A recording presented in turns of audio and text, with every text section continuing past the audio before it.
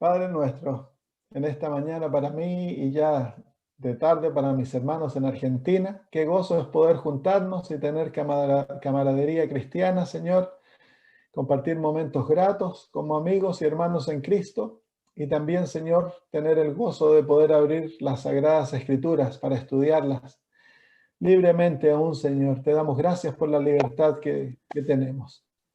Padre, nos sentamos como niños a tus pies, reconociendo que somos ignorantes, que no tenemos, Señor, la sabiduría necesaria para poder comprender las profundidades de tu palabra.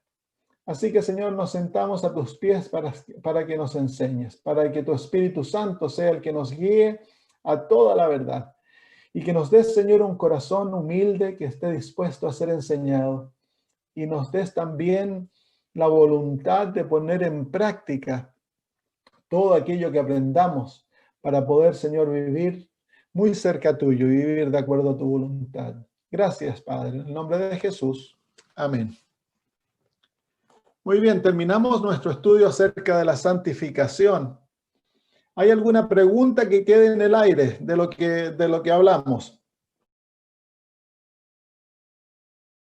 El propósito, mira, el capítulo 3 de Daniel, la historia del capítulo 3, la sección del capítulo 3 que muestra cuando los muchachos son echados en el horno de fuego, es símbolo del tiempo de angustia, específicamente el tiempo de la angustia de Jacob. El propósito de aquella experiencia es es quemar todo aquello que aún queda en nuestras vidas de dependencia del mundo.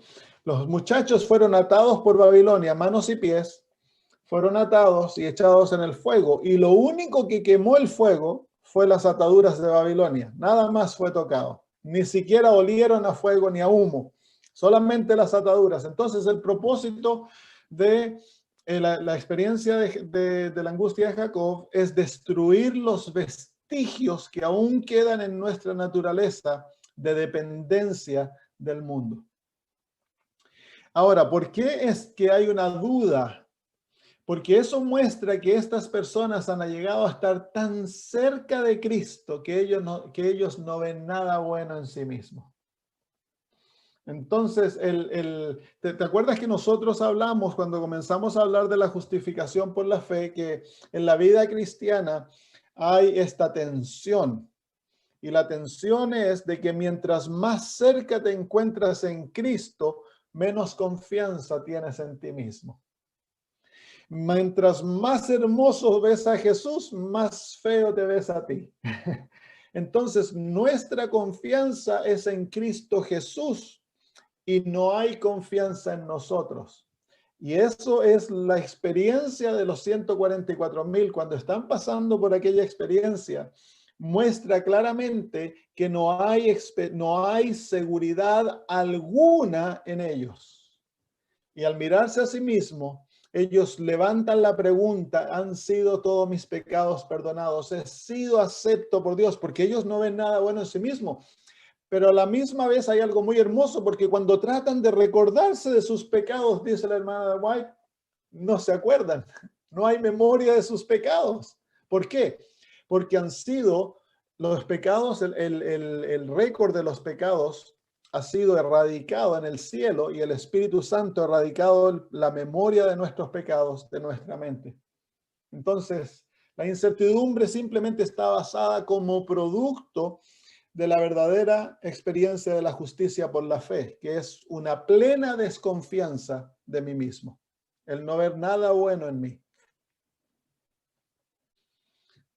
Muy bien, se ve que has estado pensando en lo que hemos enseñado y lo estás aplicando ahora a ciertos aspectos de la fe adventista, que a veces ese es un punto que ha llevado a muchos a tener temor del tiempo de angustia.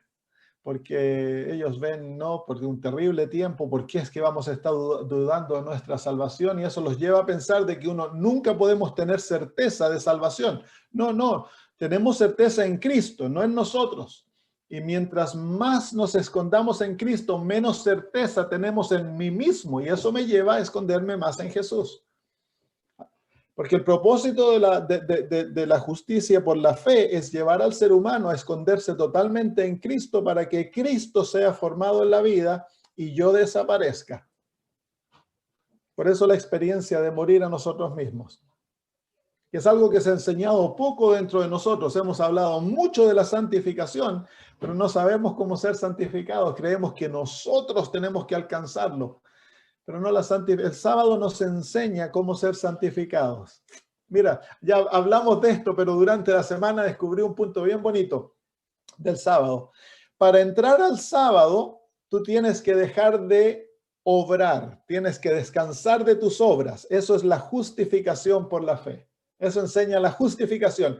Para poder entrar al descanso divino hemos de ser justificados, pero el descanso divino te enseña la santificación. En otras palabras, para poder ser santificados, nosotros primero hemos de experimentar la justificación, que es descanso de nosotros mismos, de nuestros pecados en Cristo Jesús, y aferrarnos a su justicia, a lo que Él ha hecho por nosotros. Nuestra seguridad se encuentra en Cristo, en lo que Él ha hecho y hace por nosotros hoy en el santuario celestial. Así que yo siempre digo que de todos los cristianos, los adventistas del séptimo día, debiéramos ser los menos legalistas. ¿Por qué? Porque tenemos el sábado. Y el sábado es una lección práctica cómo nosotros somos salvos. Nos enseña la justificación y la santificación. Ambas obran conjuntamente para darnos la justicia de Cristo, que es recibida por fe. ¿Hay alguna otra pregunta? Estos son temas profundos, debieran causar muchas preguntas. Porque realmente esto es el corazón del Evangelio. Si no, vamos entonces a pasar a nuestro próximo temario. Vamos a hablar acerca de la oración. Porque la justicia por la fe es producto de una relación con Dios. Especialmente la santificación. La santificación, nosotros no podemos ser santos si Cristo no mora en nosotros. Es por eso que en San Juan capítulo 17 y versículo 3, el Señor Jesús define la vida eterna para nosotros. San Juan capítulo 17 y versículo 3. El Señor dice, y esta es la vida eterna, que te conozcan a ti, el único Dios verdadero, y a Jesucristo, a quien has enviado. Entonces, ¿qué es la vida eterna? Es conocer a Dios. La palabra conocer en el hebreo lleva una connotación muy íntima. Por ejemplo, cuando él dice en Génesis que Adán conoció a su esposa y ella concibió un hijo. Y luego cuando el ángel aparece a María y le dice que va a quedar embarazada del Mesías, ella le pregunta, ¿cómo ha de ser eso? Pues yo no conozco a varón, dice. Entonces, el conocer en las Sagradas Escrituras tiene una connotación íntima, mucho más íntima de lo que nosotros tenemos en nuestro medio, porque tú ves a una persona y luego te preguntan, ¿tú conoces a Jorge? Y tú dices, sí, yo lo vi el otro día. Pero eso es conocer, para nosotros conocer puede ser una relación casual, puede ser algo esporádico, pero en las Sagradas Escrituras la relación de esposo y esposa es conocer. Entonces, cuando Jesús nos dice aquí, dice de que la vida eterna es conocer a Dios. En otras palabras, la vida eterna es entrar en una relación íntima con Dios. Y en el libro de Mateo, el Señor Jesús nos muestra la razón por la cual muchos se van a perder. Versículo 21 del capítulo 7 de Mateo. Mateo capítulo 7, versículo 21 dice, no todo el que me dice Señor, Señor entrará en el reino de los cielos, sino el que hace la voluntad de mi Padre que está en los cielos. Muchos me dirán en aquel día, Señor, Señor, ¿no profetizamos en tu nombre? Y en tu nombre echamos fuera demonios, y en tu nombre hicimos muchos milagros. Y entonces les declararé, nunca os conocí, apartaos de mí, hacedores de maldad. ¿Por qué se pierden estas personas? Estas personas eran cristianos. Predicaban en el nombre de Jesús, hacían milagros en el nombre de Jesús, incluso profetizaban en el nombre de Jesús. ¿Pero por qué se pierden? Porque nunca tuvieron una relación íntima con Cristo. Ellos usaban el nombre de Cristo, pero no conocían a Jesús. Ellos sabían de Jesús, pero no conocían a Jesús. Porque la justicia por la fe, hermanos, no es algo que el Señor nos da. La justicia por la fe es una experiencia en la cual nosotros entramos cuando Cristo viene a vivir en nosotros. Por eso Jeremías nos dice que este es el nombre por el cual él se llamará Jehová justicia nuestra. Entonces Jehová es nuestra justicia. Y el apóstol Pablo en Primera de Corintios capítulo 1, versículo 30, nos muestra que la justicia de Cristo está basada en una relación íntima con Cristo Jesús. Dice, mas por él estáis vosotros en Cristo Jesús, el cual nos ha sido hecho por Dios sabiduría, justificación, santificación y redención. Así que la persona de Cristo es quien es para nosotros sabiduría, justificación, santificación y redención. Si tenemos a Cristo y estamos en una relación viva con Él, Él es todo eso para nosotros.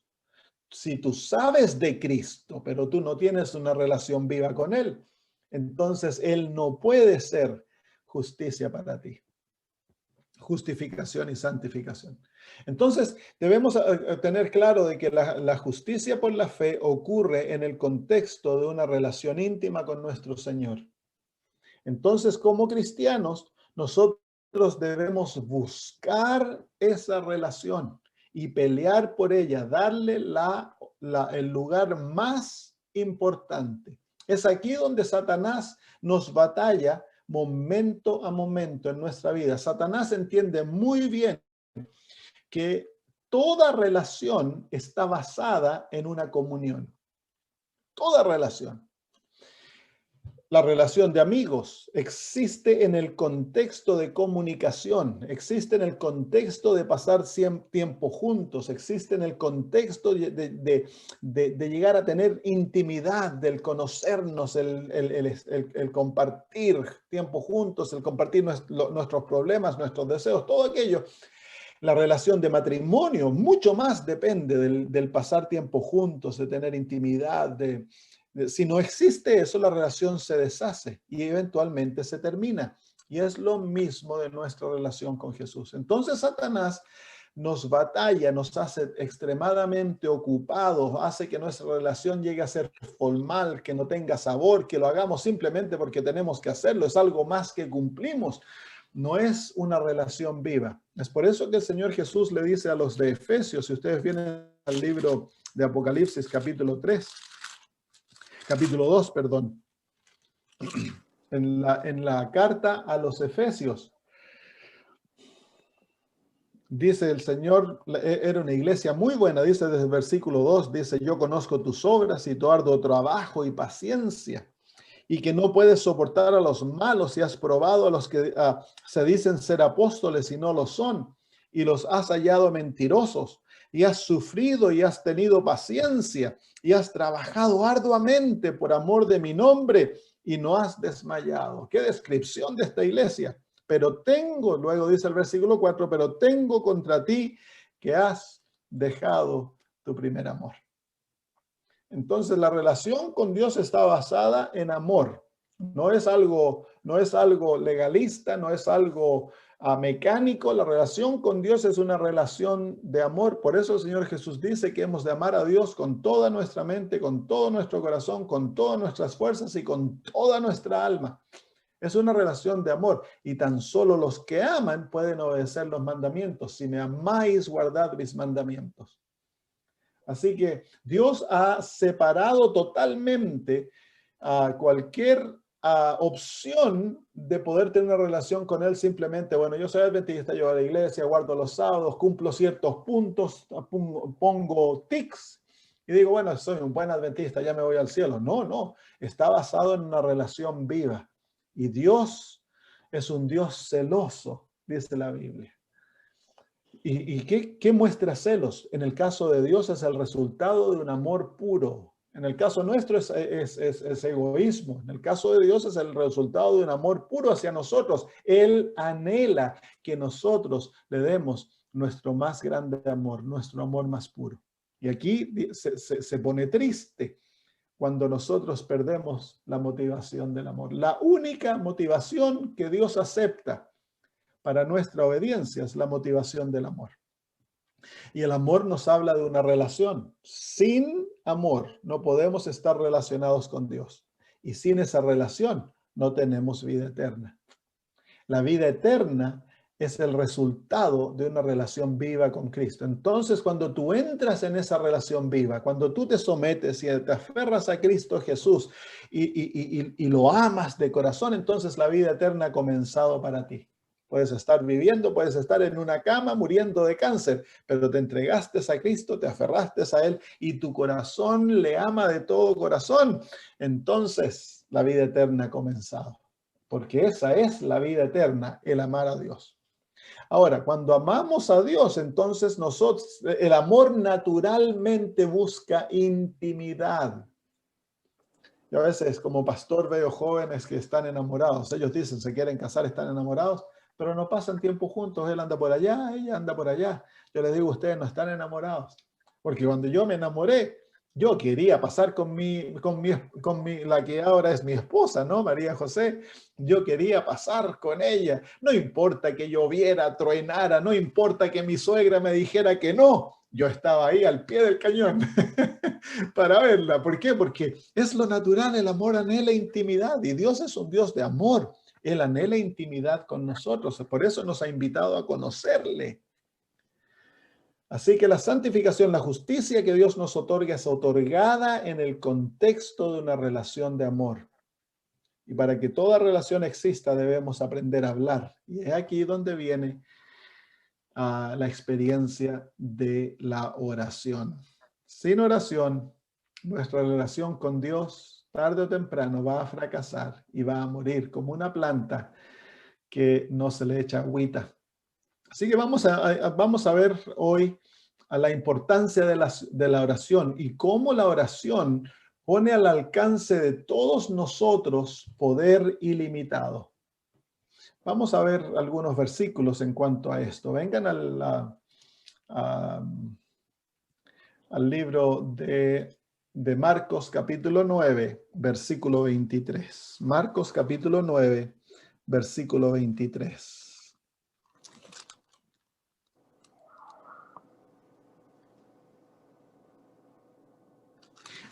Si ustedes quieren invitar a los programas algunas personas que no sean adventistas, ahora es el punto porque comenzamos un nuevo temario y les voy a enseñar cómo orar. Así que si hay personas que ustedes desean invitar, no van a quedar colgados ahora porque comenzamos el temario de la oración, vamos a pasar hartas semanas estudiando acerca de la oración. Es una oportunidad en la cual ustedes pueden invitar a otras personas. Marcos capítulo 9 y versículo 23. Dice, entonces Jesús mirando alrededor dijo a sus discípulos, no, ese es 10:23, perdón, 9:23. Dice, y Jesús le dijo, si puedes creer, al que cree, todo le es posible. Si puedes creer, al que cree, todo lo es posible. Esas palabras de Cristo son sorprendentes, ¿no les parece? Son realmente sorprendentes porque dice que para el que cree, todo le es posible. Y si lo ponemos de la parte negativa, nada nos es imposible. Nada, nada es difícil.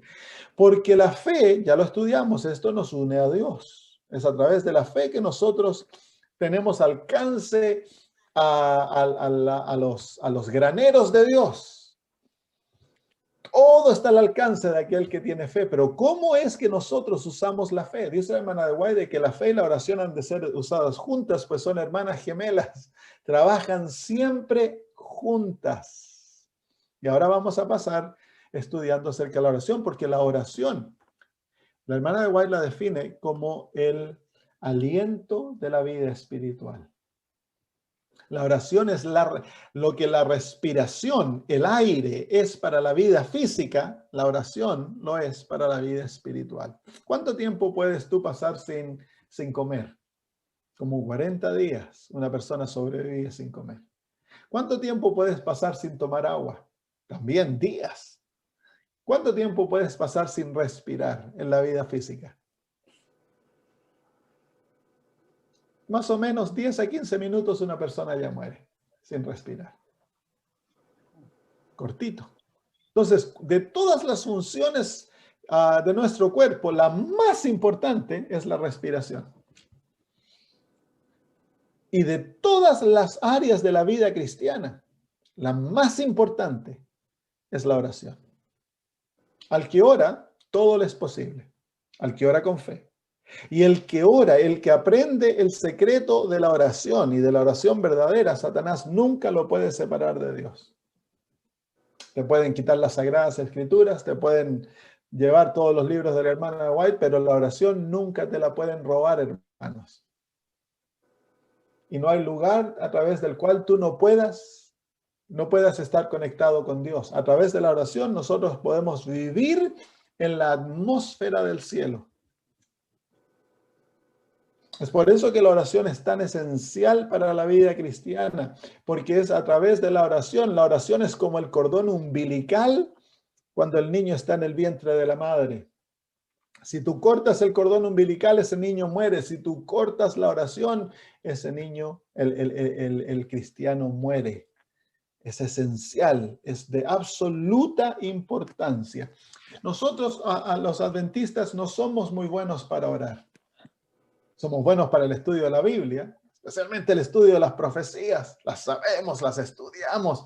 Cuando nos juntamos a estudiar, nos gusta estudiar, se conocen los escritos de la hermana de White, pero el pueblo adventista es un pueblo que ora poco. Y yo pienso que debemos aprender como pueblo a orar mucho, mucho más. Y si aprendemos a orar mucho más, vamos a aprender a tener mucho. Cuando yo era niño, aprendí la lección de la importancia de la oración. Vivíamos en un campo en Chile y estábamos pasando por una sequía muy larga. No había llovido en todo el invierno en Chile. Y en Chile no llueve en el verano. O en esos tiempos, no sé ahora con el cambio climático que ocurre, pero en esos tiempos las estaciones eran bien marcadas. Las últimas lluvias venían a fines de octubre, principio de noviembre, y de ahí ya no llovía hasta a mediados de marzo, principio de marzo. Así que el verano era muy, muy seco, y en el campo teníamos almendros y teníamos viñedos. Y mi tío era ateo. Se acerca a mi papá y le dice: Jorge, ¿sabes? Le dice, si no llueve, vamos a perder las cosechas. ¿Qué podemos hacer? Bueno, mi papá era un hombre que creía en la oración, tenía fe y dice, bueno, voy a llevar este asunto a la iglesia y vamos a orar. Y vamos a pedirle a Dios que derrame lluvia. Mi tío era ateo. Mi tío había sido adventista, pero era ateo. Ahora se había a Estados Unidos, había ganado mucho dinero y se olvidó de Dios. Y se rió en la cara de mi papá, le dice, ¿qué va a hacer eso, Jorge? Olvídate. Bueno, le dice, tú vas a ver que Dios nos va a responder y vamos a tener lluvia. Bueno, yo me acuerdo chiquitito, yo haber tenido 6, 7 años. Fuimos a la iglesia, una iglesia que quedaba como 40 kilómetros y mi papá propuso, hermanos, debemos orar para que caiga lluvia, para que no se pierdan las cosechas. Era diciembre. Y se hizo oración, los hermanos se pusieron en campaña de orar, orar, orar. Y más o menos una semana y media después vino una lluvia, pero una lluvia de tal magnitud que llevó todos los caminos del campo, se los llevó, los puentes, los caminos, nos dejó aislados. Y me acuerdo cuando mi tío viene a ver a mi papá y mi papá lo queda mirando y le dice, René, ¿y qué ocurrió? Te reíste de Dios y mira la cantidad de agua que nos envió. Para el que ora, todo es posible. Todo es posible. Así que el secreto que debemos aprender como pueblo, hermanos míos, es orar mucho. Y en nuestra oración hemos de aprender a mezclar nuestra oración con la fe. Que ya aprendimos la fe, repasen los temas de la fe, porque ambas son hermanas gemelas, trabajan juntas. ¿Se acuerdan cuando yo les enseñé cómo se recibe la salvación? Es la mano. ¿Se acuerdan? ¿Y qué hay en la mano? Hay una llave. La llave es la oración, la mano es la fe. Ambas se juntan, se unen para abrir los depósitos celestiales y siempre han de obrar juntos. Y al que aprende el secreto, nada le es difícil, nada le es imposible, porque no es que tú te llegues a ser un superhéroe o llegues a ser Dios, sino que Dios comienza a obrar a través tuyo y los mismos milagros que se ven en las Sagradas Escrituras, Dios puede hacer a través nuestro. Saben, hermanos, de que aquel que ora nunca confronta una situación que lo deje sin esperanza. El que ora nunca confronta una situación que lo deje sin esperanza. Para el que ora, en todas circunstancias hay esperanza. Todas las circunstancias tienen una salida. Todo tiene solución en esta vida. ¿Por qué? Porque nosotros estamos aferrados al Omnipotente. A través de la oración nos unimos con Dios. Y Dios es nuestro Padre. La oración es esencial. Yo leí la historia de un hombre, no sé si estará en español este libro, es un libro adventista que cuenta la historia de un soldado alemán y se llama 1000 caerán a tu diestra, dice. ¿Lo tienen ese libro?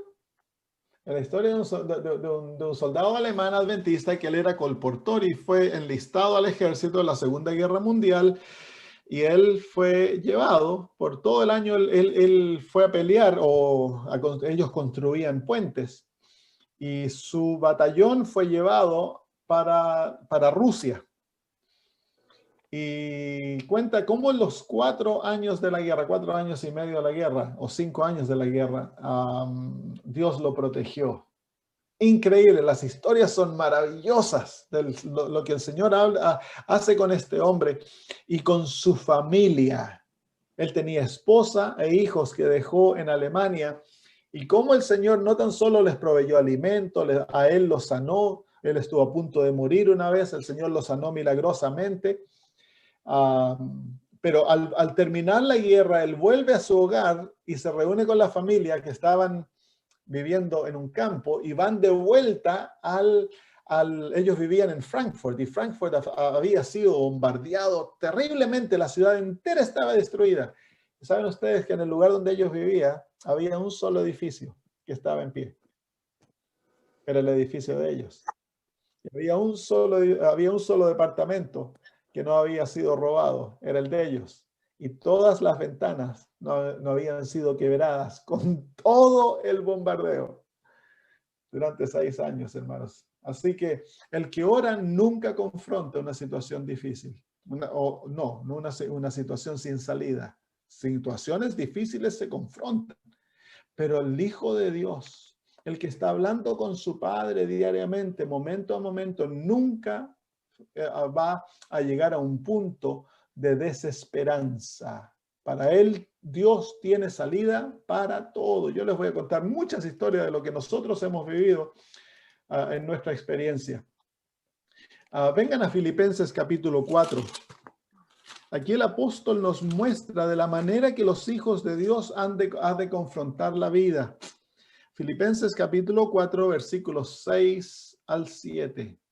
Filipenses capítulo 4, versículos 6 al 7. Leamos desde el versículo 4. Dice, regocijaos en el Señor, siempre. Otra vez os digo, regocijaos. Vuestra gentileza sea conocida de todos los hombres. El Señor está cerca. Y ahora el versículo 6. Por nada estéis afanosos o ansiosos, si no sean conocidas vuestras peticiones delante de Dios, en toda oración y ruego, con acción de gracias. Y la paz de Dios, que sobrepasa todo entendimiento, guardará vuestros corazones y vuestros pensamientos en Cristo Jesús. Así que el apóstol Pablo aquí nos da el secreto de la paz. ¿Cuál es el secreto de la paz? Y esta es paz interna. Dice el Señor Jesús, mi paz os doy, mi paz os dejo. No como el mundo os la da, yo os la doy. Dice. ¿Cuál es la paz del mundo? La paz del mundo. El mundo tiene paz cuando todo lo que los rodea se encuentra en paz y todo está yendo bien, tienen buen trabajo, las relaciones están contentas, hay salud, entonces hay paz. No para el cristiano. La paz del cristiano es una paz interna, es una paz del alma, una paz de la mente, una paz del corazón. No importa cuáles sean las circunstancias que nos rodean. El apóstol Pablo aquí nos enseña cómo tener paz siempre. Y lo primero es que el cristiano ha de aprender a regocijarse en todo. Todo debe ser una causa de regocijo. ¿Por qué? Porque ya lo hemos dicho antes, a ti nada te puede tocar sin que sea autorizado por Dios. Tú eres intocable. Satanás no puede tocarte, no te puede hacer sufrir, a no ser que Dios lo permita. Y todo aquello que Dios permite, lo permite para tu bien y el bien de otros. Por lo tanto, ahora las circunstancias difíciles nosotros ya no las tomamos viniendo de la mano de Satanás, las tomamos viniendo de la mano de Dios, porque es Dios quien lo autorizó, Dios quien lo permitió, es Dios quien abrió el manto. La justicia es un manto que te cubre, que te protege, es como una armadura. Y para que algo te toque, Dios tiene que abrir ese manto y Dios tan solo permite aquello que es de bien para ti. Así que todo debe ser causa de regocijo. ¿Saben que el apóstol Pablo escribió la carta de los Filipenses desde la cárcel allá en Roma? Estaba sufriendo mucho. Y él les dice, regocijaos. Y cuando uno lee la carta de los Filipenses, se llama la carta del gozo, porque el apóstol, uno puede darse cuenta del gozo profundo que el apóstol tiene en su alma. Y dice, lo primero que hemos de aprender es regocijarnos. Lo segundo es, en el versículo 6 dice, que debemos estar ansiosos. ¿Por cuánto? Por nada. Nada debe causar ansiedad en el alma del cristiano, hermanos. La ansiedad es producto de la duda y la duda es muestra que nosotros no tenemos confianza en Dios.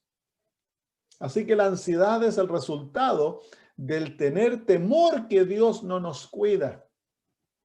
Cuando Dios dice que Él sí nos cuida, si dice que el número de nuestros cabellos está contado y ni uno cae a la tierra sin que Dios lo sepa, eso es cuán importantes somos para Dios.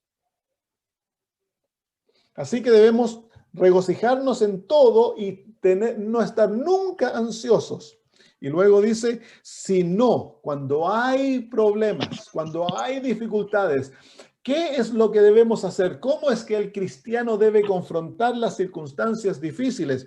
Entonces dice que nuestras peticiones deben ser conocidas delante de Dios en toda oración y ruego. Eso es lo que debemos hacer. Y luego con acción de gracia.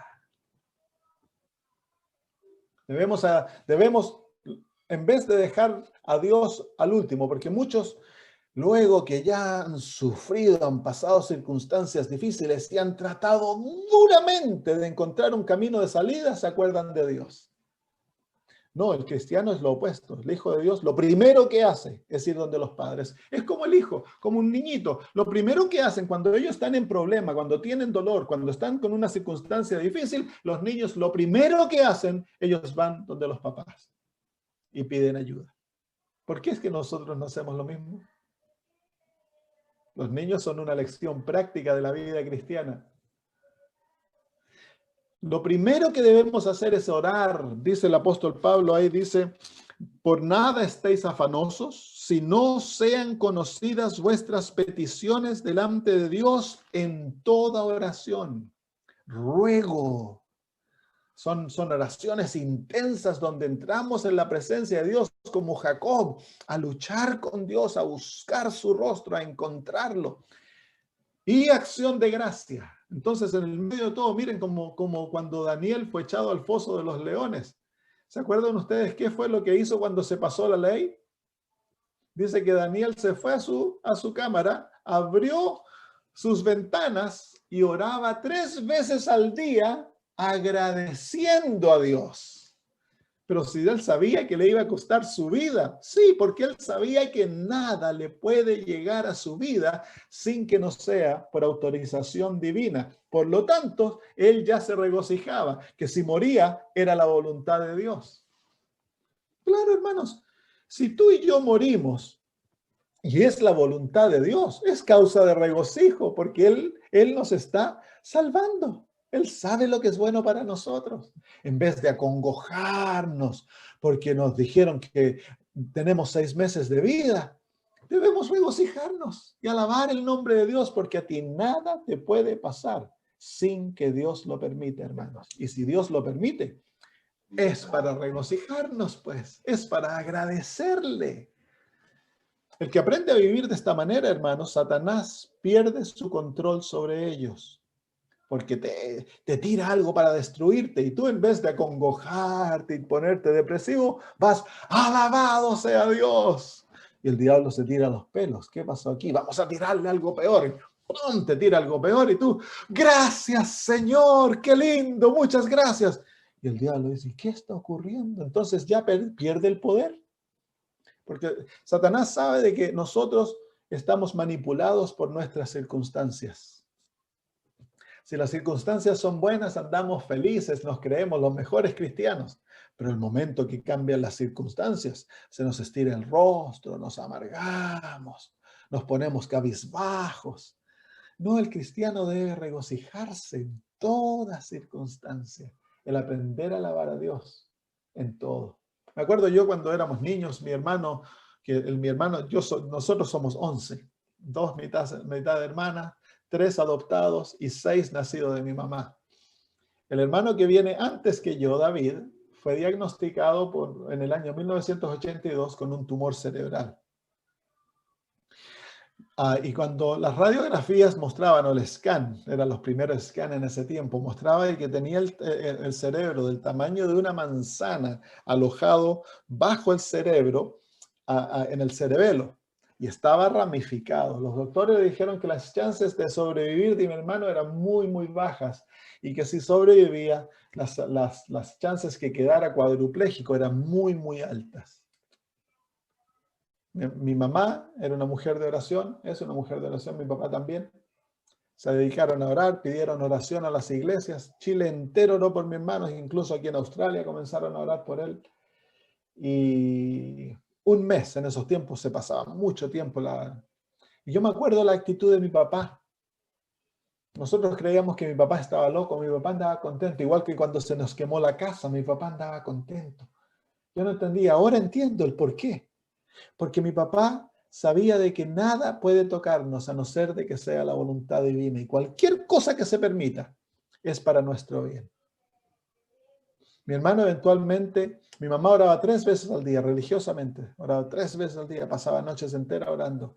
Eventualmente, cuando vino la operación, abrieron la cabeza de mi hermano y le encontraron que tenía un quiste pequeñito y un tumor benigno. Lo sacaron y mi hermano todavía está bien, nunca tuvo cuadriplegia, llegó a ser un profesional y ahora vive aquí en Australia con su familia. El que tiene a Dios y sabe comunicarse con Él, vive una vida de oración, nunca confronta una circunstancia que no tenga salida. La vida está llena de paz, porque la paz se encuentra internamente, porque Cristo mora en nosotros y tenemos confianza en Él. La oración es el medio a través de la cual nosotros conocemos, hermanos, la mente divina. Conocemos cómo Dios trabaja. Entramos en relación personal con Él. Llega a ser un Dios real, un Dios vivo, que te escucha, que te habla, que responde tus oraciones, que te guía, que te protege y que a veces permite circunstancias difíciles para tu bien. Muy bien, así que ese es el secreto el secreto de la vida de paz se encuentra en aprender a orar y confiar en nuestro Dios. Miren lo que dice en el libro de Mateo, queridos hermanos. Mateo capítulo 7. El Señor Jesús nos muestra cómo los hijos de Dios pueden vivir. Capítulo 6, perdón, versículos 25 en adelante. Capítulo 6, versículos 25 en adelante dice: por tanto os digo, no os afanéis, no estéis ansiosos. ¿Saben que en el original dice: por tanto os digo que no te dediques a pensar, dice, por vuestra vida? ¿Qué habéis de comer o qué habéis de beber? Ni por vuestro cuerpo, ¿qué habéis de vestir? ¿No es la vida más que el alimento y el cuerpo más que el vestido? Mirad las aves del cielo, que no siembran, ni ciegan, ni recogen en graneros, y vuestro Padre Celestial los alimenta. ¿No valéis vosotros mucho más que ellas? ¿Y quién de vosotros podrá, por mucho que se afane, añadir a su estatura un codo? Ahí está hablando del crecimiento espiritual. Y por el vestido, ¿por qué os afanáis? Considerad los lirios del campo, cómo crecen, no trabajan ni hilan. Pero os digo que aún Salomón con toda su gloria se vistió así como uno de ellos. Y si la hierba del campo, que hoy es y mañana se echa en el horno, Dios la viste así, ¿no hará mucho más a vosotros, hombres de poca fe? No os afanéis, pues, diciendo qué comeremos o qué beberemos o qué vestiremos. Porque los gentiles o los paganos, los que no conocen a Dios, buscan todas estas cosas. Pero vuestro Padre Celestial sabe que tenéis necesidad de todas estas cosas. Y si Dios sabe que tenemos esa necesidad, ¿por qué nos afanamos? Si Dios es un Dios tan bueno.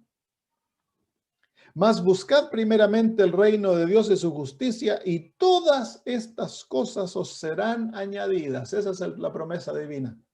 Así que no os afanéis por el día de mañana, porque el día de mañana traerá su afán. Basta a cada día su propio mal.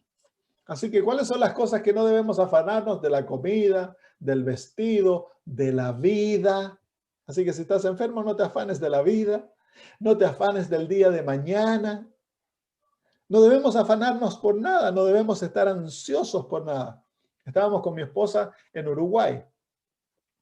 Habíamos ido a hacer campaña a Chile, luego fuimos a Uruguay a hacer otra campaña, a visitar unos parientes, y luego fuimos a Bolivia a hacer también un programa. Y estábamos en Uruguay y el Señor nos proveyó el dinero necesario para no tan solo viajar como familia, sino que también pagar los programas evangelistas. Habíamos ya pagado los programas y habíamos llevado dinero para gastar como familia, pero cuando hay tanta pobreza, uno no puede dejarse el dinero en los bolsillos sin ayudar a gente. Yo me acuerdo, estaba en una iglesia en Chile y había una hermana ancianita sin dientes. La pobre, y le digo, hermana, ¿qué le pasó a sus dientes? Es que no tengo dinero para comprarme placa, hermano. Entonces le di dinero para la placa. Había una señora que había quedado viuda con 3 niños. No tenían qué comer, le tuvimos que dar dinero. A otros les tuvimos que comprar un horno, y así, dando aquí, dando allá. Se nos acabó el dinero. Cuando llegamos a Uruguay, decidimos tomar 4 días de vacaciones cuando terminó la campaña, así que nos arrendamos un autito, nos sacaron de depósito todo el dinero que teníamos en el banco. Estos canallas no nos habían dicho, pero claro, nunca habíamos arrendamos auto, y nos sacaron de depósito dinero que teníamos en el banco y nos quedamos solamente con el dinero que yo tenía en mi billetera. Y nos quedamos no me acuerdo el nombre de la ciudad, pero en un pueblito chiquitito. Apagamos nuestra acomodación por la noche, fuimos a comer y nos quedamos sin dinero. No teníamos ni un centavo. Mi esposa no tenía, yo no tenía nada. Entonces le digo, ¿qué vamos a hacer? Bueno, teníamos un poco de gasolina, ya habíamos comido y habíamos pagado nuestra noche felices. ¿Qué nos vamos a preocupar? Nos arrodillamos a orar y le presentamos nuestro caso a Dios y le dimos las gracias por proveer. Antes de dormirme, prendí mi computadora y me metí a la internet y justo había un email de una señora en Australia. No sabía dónde estábamos nosotros. Dice, Pastor Samuel, he escuchado que usted anda en Sudamérica haciendo campañas, necesita dinero, dice. Y yo le escribo de vuelta, sí, hermana, y le cuento lo que estamos pasando. Y ella estaba en línea y me responde inmediatamente, me dice, Pastor Samuel, yo le voy a depositar dinero a su cuenta inmediatamente. Así que en la mañana cuando despertamos ya teníamos $500 en la cuenta. Alabado sea Dios, uno no tiene que preocuparse. ¿Por qué? Porque estamos conectados a través de la oración con el Dios Todopoderoso. Para él no hay nada difícil. Otra vez estaba en Polonia. Cuando yo viajo overseas, nunca llevo dinero. Ando por ejemplo $50, $100. Y voy a Polonia, Europa, un viaje larguísimo, toma como 28 horas llegar a Polonia. Con $50. Y me habían invitado a predicar a Suecia. Luego de Polonia iba a Suecia y allá le habían pagado el pasaje a mi esposa para que viniera, se uniera la semana. Íbamos a estar 2 semanas en Suecia. No, 1 semana, 2 sábados, 1 semana. Y le pagaron el pasaje para que se uniera. Y allá entonces teníamos reuniones durante el fin de semana. Durante la semana tenemos algunas reuniones con la iglesia hispana, pero durante el día íbamos a tener poco que hacer, así que íbamos a recorrer a Estocolmo. Pero no teníamos dinero. Entonces, cuando yo estaba en Polonia, yo le oré y le dije al Señor, Señor, ¿podrías proveernos un poquito de dinero para pasarla bien en Suecia? Las vacaciones. El Dios que se preocupa de todo. En la última noche de la campaña, termino de predicar, tuvimos bautismo, estuvo hermoso. Y al final de la prédica, un hombre se acerca y me dice, Pastor Samuel, me dice, hablaba un poquito de inglés. ¿Puedo hablar con usted? Claro.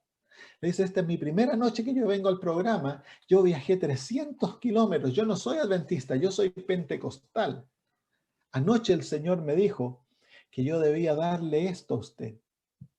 Y me pasó un sobre y había dinero en el sobre. Había dinero suficiente para darnos unas grandes vacaciones. El Señor usó a un hermano pentecostal que vivía a 300 kilómetros para que me viniera a dejar dinero para yo poder tener vacaciones. Ese es el Dios al que servimos, hermanos. Entonces nosotros ya hemos aprendido a no preocuparnos. Nosotros por ley no nos metimos en deuda, no pedimos dinero, no contamos nuestras necesidades y para nada nos metemos en deuda, porque servimos a un Dios maravilloso que para Él todo es posible. Cuando llegue la época de cambiar nuestros vehículos, el Señor nos provee y Él lo cambia. Ya otra vez les voy a contar más historias, ¿sí? Hay tanta historia que contar, linda. Así que hermanos, el Hijo de Dios, la oración es la respuesta para todas las tormentas de la vida. Escriban eso. La oración es la respuesta para todas las tormentas de la vida. El que ora nunca va a tener desesperanza, hermanos. Hemos de aprender a orar. Y eso es el propósito de las lecciones que vamos a estudiar juntos. Es el enseñarles a orar, el darles el secreto de la oración contestada. No he visto cientos, yo tengo tantos milagros increíbles que he visto. No porque yo sea alguien especial, sino porque he aprendido a orar, hermanos. El que aprende a orar y practica, Dios va a hacer exactamente lo mismo por ti que lo que Él hace por mí. O cosas más grandes. Así que ya se nos acabó el tiempo, ya un poquito más vamos a seguir y ya terminamos. ¿Saben? Eso está tan bien ilustrado en la historia de Jesús cuando el bote se estaba hundiendo. Vengan al libro de Marcos capítulo 4. Marcos capítulo 4, versículos 35 y 36. Tarde o temprano, hermanos, tú vas a confrontar circunstancias en la vida que te van a probar a lo último. Nosotros vivimos en una zona de guerra. Al ponernos de parte de Cristo, hemos declarado guerra a nuestro enemigo Satanás. La vida en este mundo nunca va a ser fácil. Nunca, hermanos. Tarde o temprano, todo cristiano va a confrontar circunstancias que te van a desafiar tu confianza en Dios hasta lo máximo. Y si no has desarrollado tu confianza en Cristo, entonces aquella confianza se quiebra. Es ahora la oportunidad de orar y conocer la mente de Dios y permitir que Él te lleve por circunstancias difíciles, que te lleve por los ríos, como es, para que no te anieguen y que te haga pasar por el fuego para que veas que no te quema.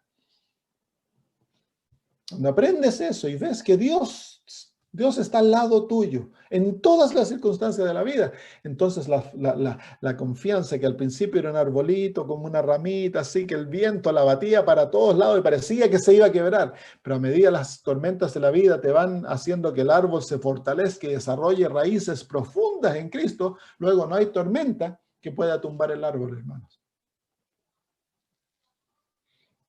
Por eso es importante pasar todos tus problemas con Cristo, aprender a orar, a aferrarte de la mano, a pesar de que no lo sientas, a pesar de que, porque hay otra experiencia que Dios permite. Muchas veces en la vida, cuando estamos pasando por circunstancias difíciles, pareciera que el Señor no responde a nuestras oraciones. ¿Te ha pasado? Pareciera como que el Señor se alejó. Uno no siente a Dios cerca. ¿Por qué Dios permite aquello cuando lo necesitamos tanto? Porque hemos de aprender a vivir por fe pura. Hemos de aprender a vivir por su palabra. Y Él dice que Él nunca nos dejará, nunca nos abandonará, que siempre estará con nosotros. Entonces, cuando pasamos por circunstancias difíciles, hemos simplemente de vivir por la fe, no por sentimientos. Porque Dios no cambia su palabra. Dios no deja de ser Dios por tus problemas, hermanos. Tus problemas no apartan a Dios de ti. Muchas veces los problemas nos apartan a nosotros de Dios, pero no a Dios de nosotros. Dios siempre está junto a nosotros, dispuesto a escuchar nuestras oraciones. Por eso, la respuesta para todas las tormentas de la vida ha de ser la oración, hermanos. Hemos de aprender a orar. Orar mucho. El que ora mucho ama mucho a Dios, porque aprendes a vivir en su presencia. Marcos capítulo 4, versículos 35 al 36 dice, aquel día cuando llegó la noche les dijo, pasemos al otro lado. Y despidiendo a la multitud, le tomaron como estaba en la barca y había también con él otras barcas, pero se levantó una gran tempestad de viento y echaba las olas en la barca de tal manera que ya se anegaba, se estaba hundiendo el barco. ¿Cómo responderías tú? ¿Cómo responderías tú si te está hundiendo el barco en el medio del lago, en la noche, y a lo mejor no sabes nadar? Y él estaba en la popa, la parte de adelante del barco, durmiendo sobre un cabezal.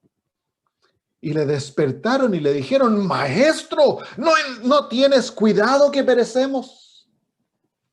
Levantándose reprendió él el viento y dijo al mar, calla, enmudece. Y cesó el viento y se hizo grande bonanza. Y les dijo, ¿por qué estáis así amedrentados? ¿Cómo no tenéis fe? Entonces temieron con gran temor y decían el uno al otro, ¿quién es este? Que aún el viento y el mar le obedecen. A ellos les sorprendió el milagro, pero no les sorprendió de primera la actitud de Jesús. ¿Cómo fue posible que Jesús durmiera cuando el barco se estaba hundiendo? Hay varias lecciones. Jesús podía dormir porque fíjense que Jesús a ellos les dijo, antes de que comenzara la tormenta, antes de que comenzara el problema, Jesús les dijo, versículo 35, pasemos al otro lado. Así que estaba garantizado que iban a pasar al otro lado porque Él les había dicho, les había dado su palabra que vamos al otro lado. Ese barco podría haber sido el primer submarino y ellos habrían llegado al otro barco. Era imposible de que ese barco se hundiese y que los apóstoles y Jesús se murieran porque Jesús ya había dicho, vamos al otro lado. Entonces los apóstoles podrían haber confrontado la tormenta cantando y regocijándose en el Señor, en vez de estar desesperados. ¿Por qué estaban desesperados? Porque les faltó la fe. ¿Por qué es que Jesús dormía? Porque Él tenía plena fe en su Padre. Jesús sabía que a Él nada le podía pasar a no ser que el Padre lo permitiera. Y si el Padre lo permitía, Él estaba feliz. Jesús dormía. En el medio de la tormenta, Jesús dormía. ¿Cuándo se acabó la tormenta? Una lección. Los apóstoles, en el medio de su desesperación, cuando ya habían llegado a la conclusión que se hundían y se morían porque todo lo que ellos habían podido hacer no les funcionó. Como pescadores, estos hombres habían crecido en ese lago, lo conocían como la palma de su mano, habían confrontado tormentas, ellos se creían capaces de sobrevivir la tormenta, pero esta tormenta fue más allá. Estaban desesperados y ahí se acuerdan de Jesús y le oran. Pero le oran a gritos, pero le oran. Y van y le dicen, ¿qué le dicen? Señor, le dice. Ahí le dicen el versículo 38, y le despertaron y le dijeron, Maestro, ¿no tienes cuidado que perecemos? Esa es oración. Si oración es hablar con Cristo. Muchas veces nosotros pensamos en la oración en forma formal. Las manos juntas, los ojos cerrados. La manera no de orar que arrodillados. Pero ellos oraron, porque orar es hablar con Cristo. Ellos no se arrodillaron, no cerraron los ojos, no juntaron sus manos. A gritos le oraron, pero le oraron. Y el momento que oraron, ¿qué hizo Jesús? Les respondió, la oración fue respondida instantáneamente. Y la tormenta pasó.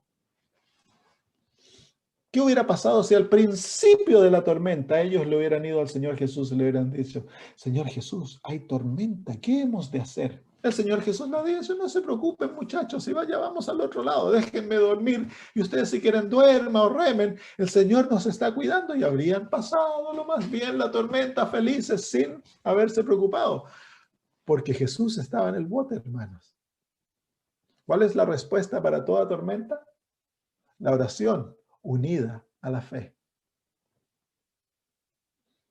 Así que si estás pasando por momentos difíciles en la vida, ¿cómo respondes? ¿Cómo estás respondiendo en estos momentos? ¿Te acongojas?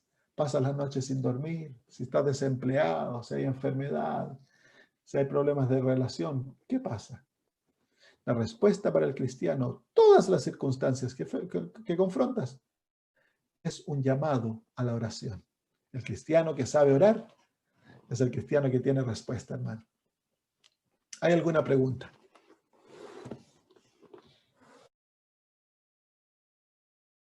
Ningún niño nació corriendo y hemos de aprender a orar. Por eso el Señor Jesús le dijo, ¿cómo se llama? A los discípulos le dijeron al Señor, enséñanos a orar. Cuando vieron la vida de oración de Jesús, los discípulos anhelaron orar como Cristo. Y nosotros hemos de pedirle al Señor Jesús, enséñanos a orar. Y mientras más tiempo pasemos con Cristo en oración, la oración se vuelve más hermosa, más abierta. Llega a ser algo tan maravilloso de lo cual uno desea estar siempre en comunión con Cristo.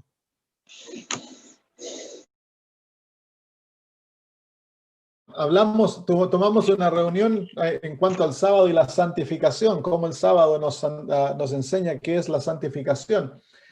El sábado tiene varios propósitos en la vida cristiana. Nos recuerda que Dios es el creador, nos recuerda que Dios es el salvador, nos recuerda que Dios es el que nos santifica. También nos recuerda que Dios es el que nos justifica.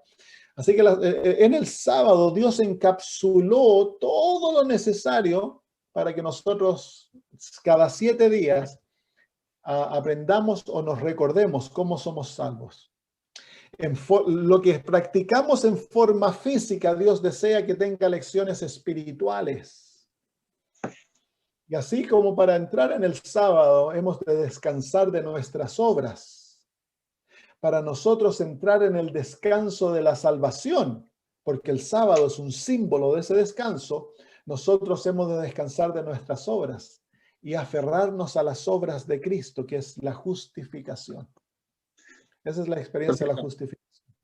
Y esto nos enseña que a través de la justificación, entonces nosotros entramos en la experiencia de la santificación, porque el sábado nos enseña que no hemos de hablar nuestras propias palabras, que no hemos de obrar nuestras propias acciones, que no debemos complacernos a nosotros mismos, Isaías 58, sino que debemos complacer a Dios porque es su día. ¿Y qué es eso? Eso es la santificación, es el aprender a vivir no una vida egoísta, sino que una vida de amor a Dios. Eso es la santificación. Así que el sábado nos enseña toda la experiencia de la salvación. Si durante la semana te volviste legalista y comenzaste a centrar tus ojos en ti, si realmente entiendes el sábado, entonces al llegar a las horas del sábado vamos a abandonar el legalismo, los pesos que llevamos, porque en el sábado está prohibido llevar pesos. Debemos dejarlos a los pies de la cruz. Y eso nos enseña que nuestra salvación se encuentra en Cristo Jesús. Entonces el sábado nos centra, cada 7 días, el sábado nos centra en la experiencia de la justicia por la fe. Amén. Muchas gracias. Porque hay una tendencia constante en el ser humano de confiar en nosotros mismos. Es lo más fácil, hermanos. Ustedes escuchan un sermón de la justicia por la fe. Salimos después y el diablo comienza a tentarnos en la confianza propia. Oye, pero eres malo, mira ese defecto de carácter, ¿tú crees que Dios te va a aceptar por ello? Tienes que dejar de ser así si quieres que Dios te acepte. Entonces dices, chuta, sí, tengo que dejar, voy a poner todo mi corazón, tengo que hacer, y entonces sacamos los ojos de Cristo y los centramos en nosotros mismos y comenzamos a tratar de ser buenos por nuestras propias obras para que Dios nos acepte. Eso es la caída más común que tenemos en la vida cristiana, porque al sacar los ojos de Cristo los ponemos en nosotros. Entonces ahora creemos que somos salvos por el vegetarianismo, por la ropa, por el sábado, por el diezmo. Es algo inconsciente, pero eso es lo que decimos. Pero la justicia por la fe nos enseña que en Cristo tenemos todo, que el que tiene a Jesús lo tiene todo. Y que en Cristo Jesús no tan solo somos justificados, en Cristo Jesús también somos santificados. Y Él es nuestro descanso. El sábado nos enseña a Cristo como nuestro descanso. Es por eso que miren, los evangélicos, ellos han entendido algo del sábado. Los evangélicos dicen, no, Cristo es nuestro sábado. Y el adventista dice, ¿cómo va a ser eso que Cristo es nuestro sábado? Le dice, no, pues le dice, no puede ser, si el sábado es el sábado. Y el evangélico dice, no, ya no es necesario guardar el sábado. Ahí es donde ellos han cometido el gran error, pero ellos han visto de que el sábado nos enseñaba a descansar en Jesús. Y esa es la gran lección que muchos de los adventistas no entienden del sábado, y el sábado lo han vuelto en legalismo. Ambos van juntos. El sábado es el medio físico a través del cual el Señor me enseña tremendas lecciones espirituales. Y debemos tener a ambas. Así que si realmente entendemos el sábado es la experiencia más linda de la semana, porque estamos practicando nuestra salvación. Debe ser un día de mucho regocijo. En el hogar adventista, el sábado debiera ser un día de regocijo. Saben ustedes que los judíos que no entienden estas cosas, para ellos el sábado es el día más hermoso de la semana. Un pastor que visitó, amigo mío que fue a Jerusalén, dice que cuando se va a poner el sol el día viernes, los judíos ortodoxos se encuentran alrededor del muro del templo y comienzan a tocar música, comienzan a cantar y comienzan a danzar. Los hombres con los hombres y las mujeres con mujeres. Cuando le dan la bienvenida al sábado es un momento, pero de mucho regocijo. Y cuando despiden el sábado es un momento triste. Les duele despedir el sábado. Nosotros debiéramos hacer eso. El sábado, la hermana Guay dice, debe ser el día más lindo de la semana. Comida especial, ropa especial, todo especial para el sábado. Pero nosotros los adventistas nos hemos vuelto como los judíos y hemos hecho del sábado un día de peso. Lo hemos definido por lo que no se puede hacer. No puede hacer esto, no puede hacer lo otro, no puede hacer lo otro, no puede hacer lo otro, no puede hacer aquí. Y hemos hecho del sábado simplemente el día que no se puede. Cuando el sábado debiera ser el día que se puede. ¿Qué es lo que se puede hacer? Bueno, podemos dejar de trabajar para pasar con Cristo, para ir a la iglesia, para estar juntos, salir a caminar, hacer cosas lindas. El día viernes, en la noche, yo cuando era niño, el día viernes de noche era el día que jugábamos como familia. Comíamos y luego nos poníamos a jugar con los niños y pasábamos horas jugando. El sábado ha de ser el día más lindo de la semana. Y debemos intencionalmente hacerlo. Muy bien, queridos hermanos, nos acabó el tiempo. Un abrazo para todos. Y para aquellos que se nos unen el jueves o el miércoles para ustedes, nos vemos mañana. Ok, oremos. Padre maravilloso, en estos momentos te agradecemos por la invitación tan linda, Señor, que nos has dado de poder caminar nuestra vida junto contigo, Señor. Tenemos una invitación abierta a través de la oración, Señor, de aferrarnos de tu mano y hacerte a ti nuestro mejor amigo. Un compañero, Señor, que nunca nos dejas, nunca nos abandonas. Y nos prometes, Señor, que así como Jesús durmió en la tormenta, nosotros podemos pasar nuestras tormentas, Señor, con gozo, con paz, con plena certeza de que tú estás al lado nuestro. Enséñanos, Señor, a orar. Haz que seamos, Señor, un pueblo de oración, que nuestra vida esté caracterizada por nuestro anhelo de orar contigo. Gracias, Señor, en nombre de Jesús. Amén. Les cuento una historia antes que se vayan. Amén.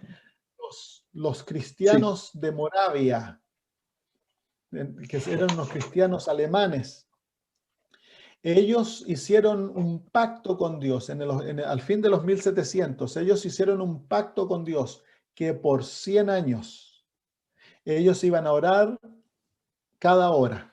Por 100 años iban a orar cada hora, día y noche. Tomó generaciones. Saben que es gracias a estos cristianos de que los adventistas existimos. De ellos salieron los metodistas. Ellos fueron los que llevaron a la conversión se me olvidó el nombre del que comenzó el metodismo, y los adventistas, muchos de los adventistas vinieron del metodismo, de los bautistas. ¿Sabían ustedes que estas personas desarrollaron una relación tan cerca con Cristo que para predicar el Evangelio, ellos enviaron misioneros a todo el mundo? Y muchos de esos misioneros, para predicar el Evangelio entre esclavos, ellos se vendían como esclavos a una vida de esclavitud para poder alcanzar a aquellos esclavos y alcanzar a los dueños de los esclavos. Y todo comenzó por un reavivamiento en cuanto a la oración. Y en ese reavivamiento ellos se sometieron a orar por 100 años. Esa fue una reunión de oración que duró 100 años, ininterrumpida. 24 horas al día oraban en la hora. ¡Qué increíble!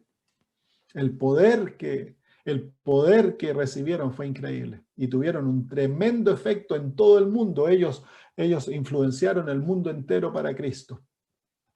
Yo pienso que como adventistas, si queremos que se acabe nuestro mensaje, debiéramos preocuparnos de la oración, hermanos.